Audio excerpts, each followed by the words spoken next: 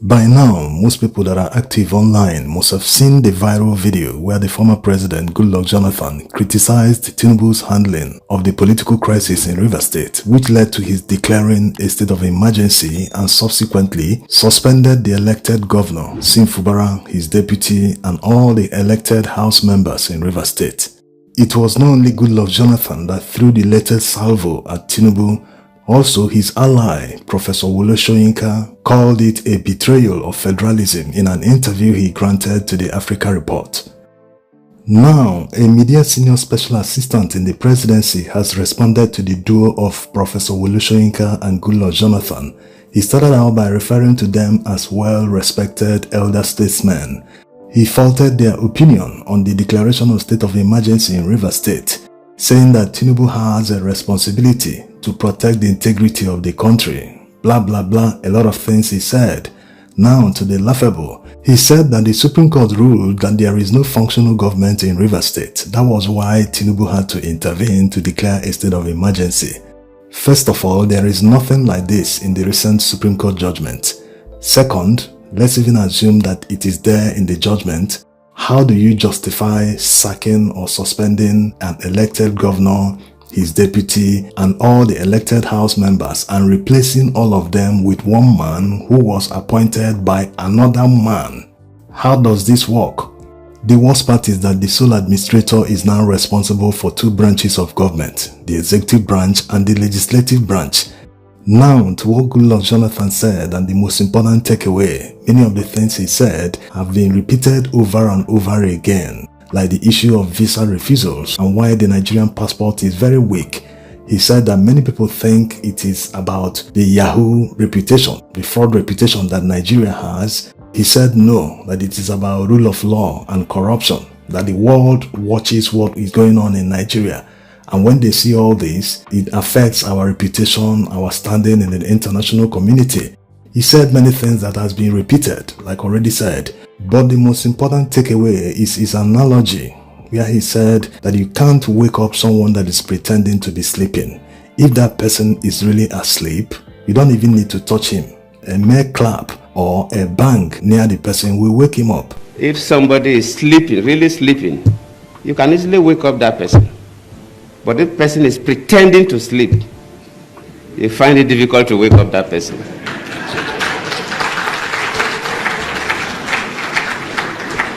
The key actors in Nigeria, from executive to the legislature, luckily Senator Binta and others are here, and the judiciary, they know the correct thing to do. But they are refusing to do it. They are pretending to sleep. And waking such a person is extremely difficult because the person knows the right thing. The clear abuse of offices, clear abuse of power, clear abuse of privileges, cutting across from the three arms of government, from the executive to the parliament to the judiciary. And I always plead with our people that whatever we do affects everybody. And sometimes we do things and we think that it doesn't affect us. I've been a president before, and even after leaving office as a former president, people get to me.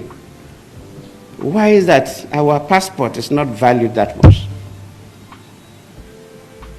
Why is that Nigerians are not given the kind of treatment we're supposed to receive at the international airports? Sometimes we think it's because of Yahoo boys or 419ers. No, not only them. Yes, they are part of the problem. But whatever happens in a country, decisions that are taken by the executive arm of government, decisions that are taken by the parliament, judicial decisions affect everybody. For example, no businessman can bring his money to invest in a country where the judiciary is compromised, where a government functionary can dictate to judges what judgment they will give. No man brings his money to invest in that economy because we are taking a big risk. Why this is very important is because all that we have been saying, all the opposition have repeatedly said the past few years. Tinubu used to say exactly the same thing when he was in opposition. So you can't say he doesn't know what to do. You can see why he fits perfectly in Goodluck Jonathan's analogy. Tinubu is pretending to be asleep. Equally long, suffering they tolerate for too long. Just because they are long suffering does not mean they should be forced to suffer until death comes. We, our people, we've had enough of excuses. Our people have had enough of having nothing.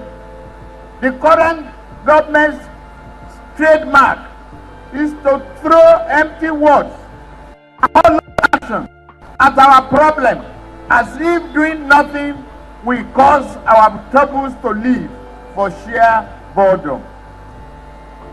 Unemployment increases. Industrialization, we have nothing. Refinery, nothing is working. Electricity, they lie. If this is the government of, if this is the government's idea of transformation, and we have none of it, we should not have any of it. Because before, we say the government of slow motion. Now, it is the government of no motion at all. If they want to stand still at the bus stop or train station and be stagnated without poverty, they have the right to do so. And we have a right to kick them out. So you can see he knows exactly what he's doing. After saying all this when he was in opposition, he is currently doing the complete opposite. He convinced many people at the time, and the reason people were convinced was because they felt that he genuinely wanted to save the country. That his group at the time, the APC, they were after lifting Nigeria from where they were. But at the end of the day, they dropped Nigerians below where they were. Our GDP was close to $500 billion at the time. Today, they have practically reduced it to about $200 billion. So you can see he has his own agenda. And the problem is Nigerians don't know what they are up against. These people operate like a cartel. They implant themselves in all important sectors of the economy. In fact, the oil industry has been completely taken over by these people. It will take time for Nigerians to uproot them wherever they are. They are taking over, they are like leeches, implanting themselves in all the sectors that matter. Take for instance the recent oil mining license bidding. A local company that was registered a few days before the bidding started outbid Total Energies and other foreign conglomerates. Can you imagine that? They will tell you, is it not better a local company is operating in the oil industry in Nigeria? Should we always hand everything over to foreigners? No, don't listen to them. It is about experience. Do they have the experience? Do they have the funds to execute it? They are just implanting themselves in all lucrative sectors of the economy. They are not interested in growing the economy. All they want is to be earning money from all the sectors.